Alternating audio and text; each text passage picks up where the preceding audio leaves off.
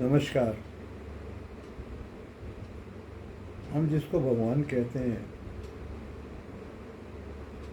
उसका अर्थ भी जान लें। उनका व्यवहार सिक्के के दो पहलुओं की तरह होता है।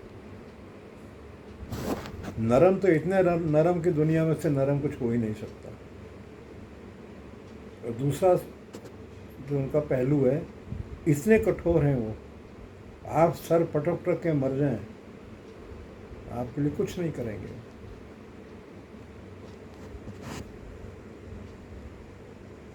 लोगों ने ऐसे उदाहरण मैंने पहले कभी दिए थे, बड़े दुखी होकर भगवान की ये दर्शन न मिलने से दुखी होकर आग लगा ली, आत्महत्या कर ली। भगवान नहीं आए। अच्छा, एक छोटी सी कहानी सुनाता हूँ मैं। सच्ची घटना ही है ये भी एक तरह से। एक कोई बहुत बड़ा स्थान था, मंदिर था, नाम याद नहीं। उसके जो हेड पुजारी थे वो भोग चढ़ाते थे प्रतिदिन भगवान को। तो एक दिन उनको 2-3 दिन के लिए किसी काम से बाहर जाना था। तो ये ड्यूटी उन्होंने अपने लड़के की लगा दी। छोटा था वो, तो बेचारा इन बातों को समझता नहीं था, भोग लगाना क्या होता है। उसकी माँ जो है थाली तैयार कर देती थी, 2 तरह की चीज़ें डाल दी, पूड़ी सब्जी ये सब। अभी बालक थे, चले गए थाली लेके और भगवान की मूर्ति के सामने बैठ गए।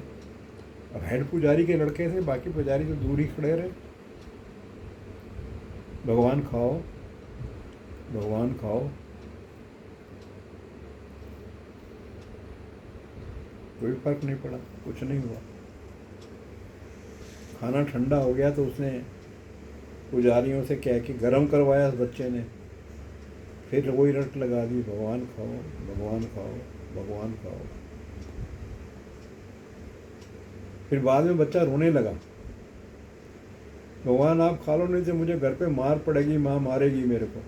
वो बच्चा ये समझ रहा था कि आप भोग लगाने जा रहे हैं तो भगवान खाते होंगे। छोटा सा बच्चा था,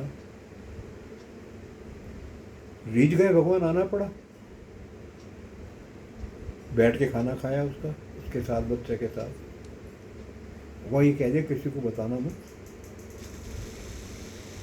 अब बच्चा खाली थाली जब घर पे लेके गया तो होता यूँ था कि जब भोग लगा के आते तो सारी थाली घर पे भरी वापस आती थी।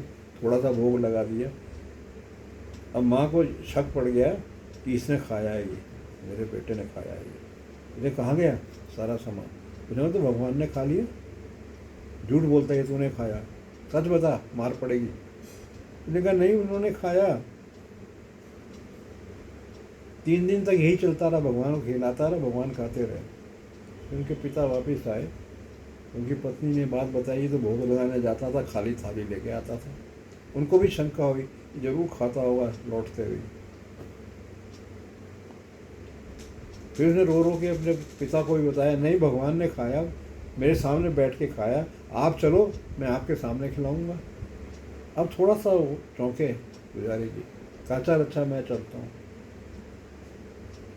और थाली लड़का ले गया और फिर वही रट लगाने लगा, भगवान खाओ, भगवान खाओ। भगवान ने आवाज़ लगा के कहा, अरे कैसे खा लूँ, तुम्हारे पिताजी खड़े देख रहे हैं अंदर। मुझे कहा नहीं खाओ, मैंने तो कहा है कि मैं खिलाऊंगा उनके सामने, खाओ। आ गए भगवान। पुजारी ने अपनी आंख से देख लिया दृश्य सारा, मूर्ति से बाहर निकले, भोजन खाने लगे। पुजारी को तो काटो तो खून नहीं, ऐसी स्थिति। तो मेरा कहने का मतलब ये है कि भगवान कहाँ पे बहुत कठोर हो जाते हैं, कहाँ पे बहुत नरम हो जाते हैं, कुछ कहा नहीं जा रहा, आपकी अवस्था पर निर्भर करता है। पुजारी जी तो वर्षों से ही भोग लगा रहे थे, कभी भगवान ने दर्शन नहीं दिए। छोटे बच्चे का खाना भी, भोजन भी करा साथ बैठ के।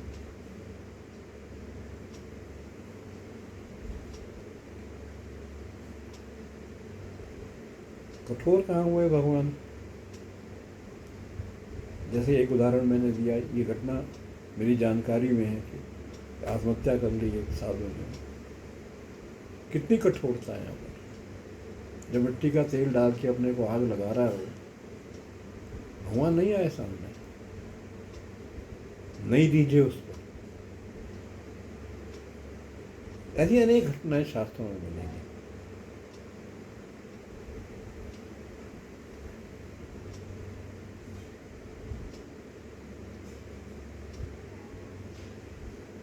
तो ईश्वर प्रेम भाव, सरल भाव, उससे उसको प्राप्त किया जा सकता है।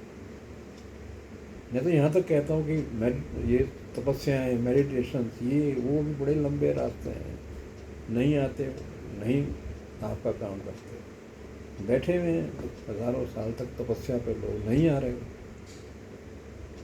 बहुत कठोर।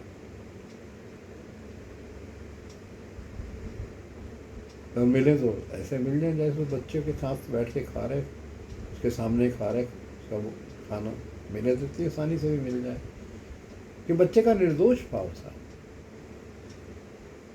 बच्चा नहीं जानता था कि भोग का मतलब क्या होता। वो यही मानता था कि भगवान खाते होंगे, हार गए उसके निर्दोष भाव के सामने। तो ऐसे ही निर्दोष बनना पड़ेगा भगवान के सामने, ऐसी बच्चे वाला भाव लाना पड़ेगा, तो कोई उम्मीद लगा सकते हो भगवान के दर्शन आप पा जाए, भगवान का आनंद आप पा जाए। चलो, ये छोटी सी कहानी सुनानी थी मैंने, बहुत ज़्यादा नहीं बोलूँगा। धन्यवाद। जय राधा कृष्ण, जय माँ आनंदमयी।